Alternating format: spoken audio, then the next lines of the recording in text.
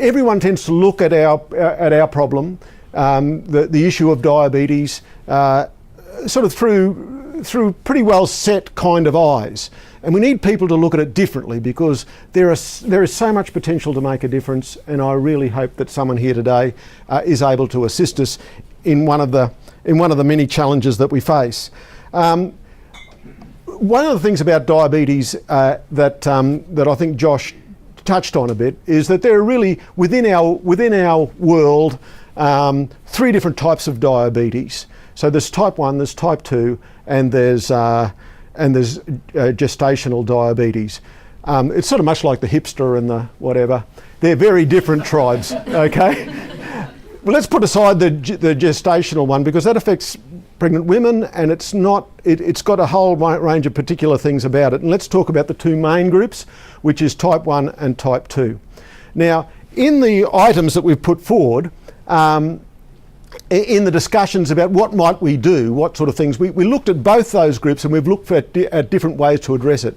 One of the things, now I'm much like Prahlad, I'm a type 1 person, so there's my pump, you know, and it's there buzzing away and producing insulin and assisting me in going about my daily affairs. And of course we've got Rohan's here too. He's another type, there he is, he's a type 1 hipster as well, doing very well.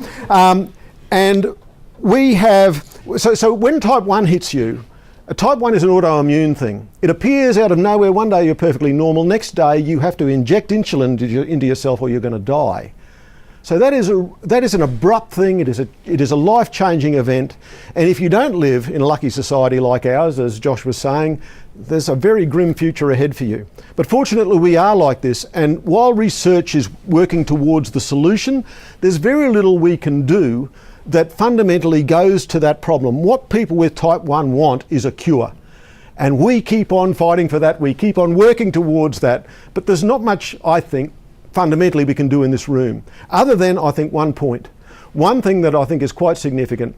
When people are confronted by type 1 diabetes, often it happens so quickly out of the blue, and they are so completely unprepared for it, that they might miss the symptoms. There are some very clear symptoms about diabetes, both type 1 and type 2, but when you come down with type 1, these symptoms are very clear. The problem is that they can often be confused, and because they come off the back of something like a cold or flu or something like that, or someone's got an earache, they go to the doctor not saying, oh gee, I think I've got type 1 diabetes. They go saying, oh, I've got an earache. And the doctor might miss that. And when that happens, you get this risk of what is called diabetic ketoacidosis. So you miss the initial diagnosis, and if that happens, what you get is a situation where your system becomes like, well, it gets affected by the buildup of glucose in the bloodstream to such an extent that you become very, very seriously ill, and you're going to the intensive care unit. Now, as a person, that has deadly consequences potentially for you. You could die. But as a society, we're funding the intensive care units, and so if we can tell the doctors, if we can find ways to alert doctors and to remind them more often, these are the simple symptoms of type 1 diabetes. If we can remind them of that, that will be effective. So that, I think, is the first challenge that's out there for type 1 people, simply getting the message out, simply alerting the community. These are the simple things. You know, it involves going to the toilet a lot. It involves drinking. You know, and those sorts of, and weight loss. Those are the 3 sort of core things that happen with diabetes.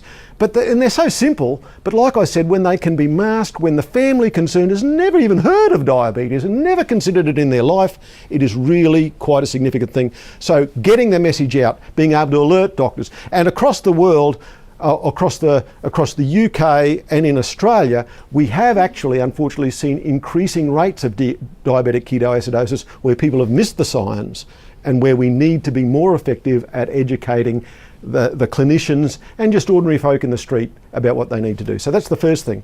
The second thing is, and this is I think much more germane to our question, is that horrible problem that's affecting the whole of the world, which is type 2 diabetes.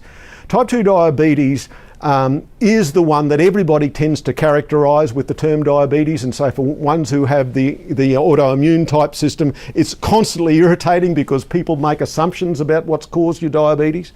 But type 2 diabetes is something where the body system, it doesn't arrive overnight. It doesn't just hit you out of the blue.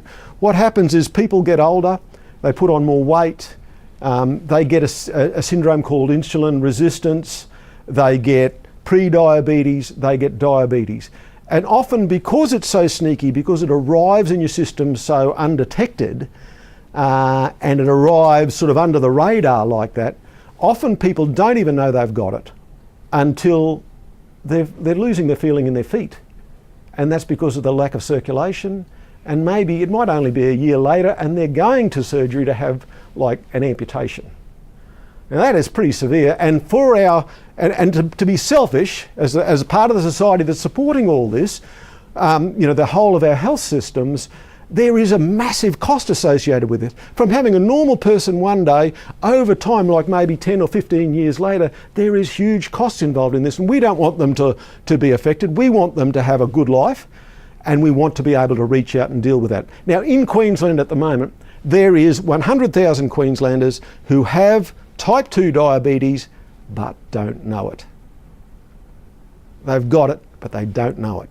There's 250,000 Queenslanders with diabetes, 25,000 have type 1, the rest, 90% of them have type 2, but on top of that there's 100,000 who have diabetes and don't know it. They're in that grey area where the thing is sneaking up on them. Now, we need to be able to reach out and bring those people, bring their diagnosis forward. Because you can't respond to the challenge of diabetes, you can't respond if you don't know about it. Really, realistically, for a lot of those people, diet and exercise is what you need. But there's no motivation when you haven't got a reason, But if we can give them that reason, if we can bring forward their diagnosis, every year we bring forward their diagnosis, we're adding years to their life, and we're saving the taxpayer a poultice. Across the world, the costs of diabetes is going through the roof. The cost of obesity is going through the roof. In Queensland, the cost of obesity today, according to the Access Economics report, in 2009 they did this, totally counting all of the costs of people's hospital care and all of those things, but also going down to the costs of sick days and lost productivity and those things. That's $11.6 billion a year in Queensland. Now, if you think your power bill's high, that equates to twice your power bill, and that's what you're paying now. So we want to solve this problem, and by solving it, I mean we want to tell those people earlier they got a problem. So across Queensland, and when we were looking at what sort of things we might look at, we looked at there's a diabetes map that says here's where there's a lot of it. Here's where the rates are higher, here's where the rates are lower. So we can look at those particular regions and we can match them up and correlate them with other things. Now, Neil, you had a list of what goes into kids' school lunches. Yep. So there's another bit of data that says this is what goes into school lunches. Now, if you want to do, the first thing I'd say is, well, okay, in this area, they've got an awful lot of type 2 and they're putting the wrong things into the kids' lunch boxes. So, perhaps this is an area where the health system might want to take more focus and might put more effort into alerting people and to warning people. And in the end, the trend is still there because we've got childhood obesity increasing all the time. And that problem with overweight and obesity, when Queensland is at the moment, in Queensland, we've got in Australia, 71% of men and 53% of women are either overweight or obese. That is a huge burden for them, for their families, and for society. So we want to address all that. We want to make sure that we can have a response. So I hope that some of those things provide you with motivation. One thing, with all of that burden and that growth that's going on, one thing I must say, for an industry such as yours, which has got such huge potential, there is a tremendous lot of work to be done in that area. And I'd appeal to you, whenever you've got it, not just now, but sometime in the future, to have a good shot at those problems. Thank you.